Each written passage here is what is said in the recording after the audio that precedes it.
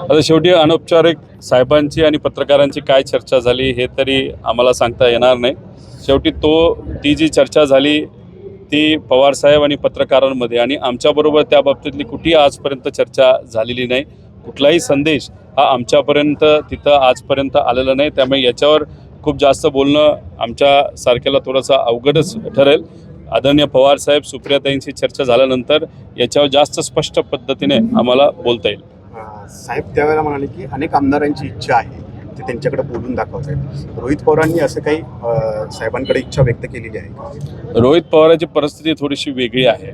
बाकीचे आमदार हे आमदार आहेत, रोहित पवार हे आमदार तर आहेत, पण पवार साहेबांचे नातू आहेत आणि अजितदादांचे पुतणे आहेत. आणि अशा परिस्थितीमध्ये हा जो विषय आहे हा थोडासा कौटुंबिक होतो आणि कौटुंबिक विषय झाल्यानंतर काही प्रमाणात आपण भावनिक होतो. कुटुंबाच्या दृष्टिकोनातून कुटुंब एकत्रित राहावं ही सगळ्यांचीच इच्छा आहे. कारण का भारतीय परंपरेमध्ये आणि हिंदू परंपरेमध्ये आपण जर बघितलं तर एक राहणं हे आपल्या सर्वांसाठी लहानपणीपासून शिकवलं आहे आणि त्याला खूप महत्त्व दिलेलं आहे. त्या दृष्टिकोनातून थोडंसं मी बोलत असताना मी भावनिक होऊन हेच सांगेल की कुटुंबाला तिथं एकत्रित आलं पाहिजे. पण पार्टी आणि दोन पक्ष जे आज वेगळे झालेले आहेत तर ते एकत्र आणायचे असतील, यायचे असेल तर त्याला आमच्या पक्षाचे जे प्रमुख आहेत आदरणीय पवारसाहेब, सुप्रियाताई, जयंत पाटील साहेब आणि त्या पक्षाचे प्रमुख हे एकटे अजितदादा आहेत. त्यामुळे या सगळ्यांनी भेटून चर्चा करून जो कुठला निर्णय घेतला जाईल त्यानंतरच स्पष्टपणे आम्हाला कुठेतरी एखादी भूमिका घेता येईल, नाही तर याच्यावर बोलता येईल. पवारसाहेबांनी असं म्हटलंय की या बाबतीचा निर्णय सुप्रियाताई घेतील. ते थोडेसे म्हणतात की मी या प्रक्रियेपासून लांब आहे.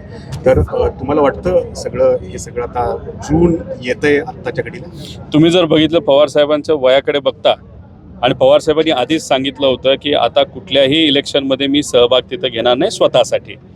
आता याच्यातच महाराष्ट्रामध्ये देशामध्ये जी काय परिस्थिती होती लोकसभेच्या आधी ज्याच्यामध्ये संविधान बदलण्याची भाषा काही जण तिथं करत होते आणि बरंच काय होतं, त्यावेळेस पवारसाहेबांनी निर्णय घेऊन सुद्धा पवारसाहेबांनी लोकांच्या हितासाठी, महाराष्ट्राच्या हितासाठी इलेक्शनमध्ये लक्ष घातलं. डॉक्टरांनी सांगून सुद्धा दररोज 4-4 बैठका, मीटिंग, सभा तिथं घेतल्या.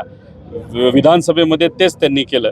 आता आम्हाला थोडंसं असं वाटतं की त्यांनी आरोग्याची त्या ठिकाणी काळजी घ्यावी. पण असं असताना पवारसाहेब ॲक्टिव्ह इलेक्शनमध्ये नसले तरी ते आमचे मार्गदर्शक आहेत. त्यामुळे निर्णय हा पवारसाहेब घेतील, नाही तर सुप्रियाताई घेतील. म्हणजे सुप्रियाताई हे काही झालं तरी पवारसाहेबांचं मार्गदर्शन घेतील, नाही तर आम्ही पवारसाहेबांचं मार्गदर्शन घेऊ. आणि पवारसाहेबांनी जर सांगितलं असेल तर सुप्रियाताईंनी पुढाकार घेतला पाहिजे. तर त्या गोष्टीचं स्वागतच आपण केलं पाहिजे.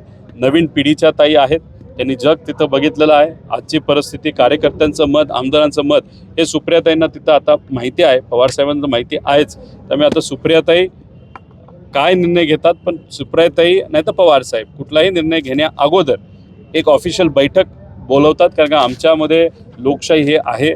आम्हा सगळ्यांना बोलवलं जाईल, आमच्याबरोबर चर्चा केली जाईल आणि त्यानंतर सगळ्यांची मतं घेऊन योग्य असा निर्णय तिथं घेतला जाईल असं मला तरी वाटतं. या वक्तव्यानंतर आपलं पवारसाहेब किंवा सुप्रियाताईंशी काही बोलणं झालंय? पवारसाहेबांना फोन कधीच मी तिथं केलेला नाही. पवारसाहेबांचा फोन आला तर त्याला फक्त मी उत्तर तिथं दिलेलं आहे. एवढे मोठे नेते आहेत, त्यांना फोन करून बोलण्यापेक्षा भेटून बोलणं हे महत्त्वाचं आहे. उद्या साताऱ्याला कर्मवीर भाऊराव अण्णांची तिथं ते आपली रयत जी संस्था आहे तर त्या संस्थेची बैठक आहे. त्या बैठकीमध्ये मी तिथं भेटेल, वेळ मिळाला तर नक्कीच तिथं मी बोलेल. सुप्रियाताईंशी फोन करण्याचा मी प्रयत्न तिथं केला. अतिशय महत्त्वाची बैठक सर्वपक्षीय या देशाच्या सुरक्षिततेसाठी केंद्र सरकारने तिथं बोलावली आहे. सुप्रियाताई महाराष्ट्राचं प्रतिनिधित्व तसंच आमच्या पक्षाचं प्रतिनिधित्व करण्यासाठी त्या ठिकाणी जाऊन लोकांचे मत जाणून लोकांचं मत तिथं मांडत आहेत, त्यांचं मत जाणून घेत आहेत. तर तिथं असल्यामुळे त्यांचं माझं अजूनपर्यंत बोलणं झालं नाही, पण जसं होईल तसं जास्त स्पष्ट काही गोष्टी मला कळतील. भुजबळ साहेबांनी एक पुढचं पाऊल टाकले. ते म्हणतात की मी मनोमिलन घडवण्यासाठी पुढाकार घेतो. मी एवढंच सांगेल, 7 वर्ष झालं मी राजकारणात आलेलो आहे. जे आपले भुजबळ साहेब आहेत 40-50 वर्ष झालं राजकारणामध्ये ते आहेत. विविध पक्षामध्ये त्यांनी तिथं कार्य केलं आहे. पण काही झालं तरी पवारसाहेब आणि अजितदादांना ते फार जवळून तिथं ओळखतात आणि त्या दृष्टिकोनातून राजकीय ओळख आणि एकत्रित काम केल्यामुळे त्यांनी तिथं इच्छा ती व्यक्त केली असावी. पण शेवटी हा पार्टीचा जसा विषय आहे तसा कुटुंबाचा सुद्धा विषय आहे आणि अजितदादा आणि सुप्रियाताई हे कुटुंबीय आहेत. त्यामुळे जर चर्चा करायची असेल, चर्चा झाली नाही झाली हे आम्हाला सांगता येणार नाही. तर मग या भाऊ बहिणींना तिथं चर्चा करावी लागणार आहे. पण कुठलीही चर्चा झाली तरी शेवटी लोकशाही टिकवण्यासाठी आमच्याबरोबर जे आमदार आहेत, जे पदाधिकारी आहेत, त्यांनासुद्धा विश्वासात घेतल्याशिवाय कुठलाही निर्णय हा आदरणीय पवारसाहेब, सुप्रियाताई घेतील असं मला वाटत नाही. अजितदादा आणि सुप्रियाताईंचं ठरलं तर मग रोहित पवारांचा होकारच असेल.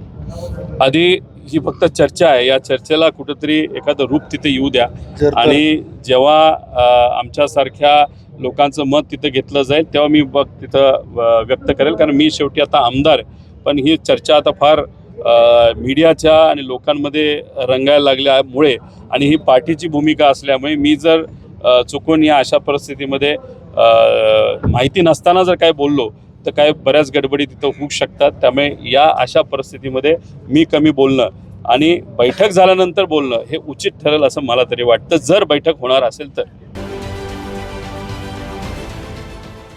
देश विदेशातील प्रत्येक घडामोडींचे लाईव्ह अपडेट मिळवण्यासाठी आता साम टीव्हीच्या सर्व सोशल मीडिया प्लॅटफॉर्मला लाईक, फॉलो आणि सबस्क्राईब करा.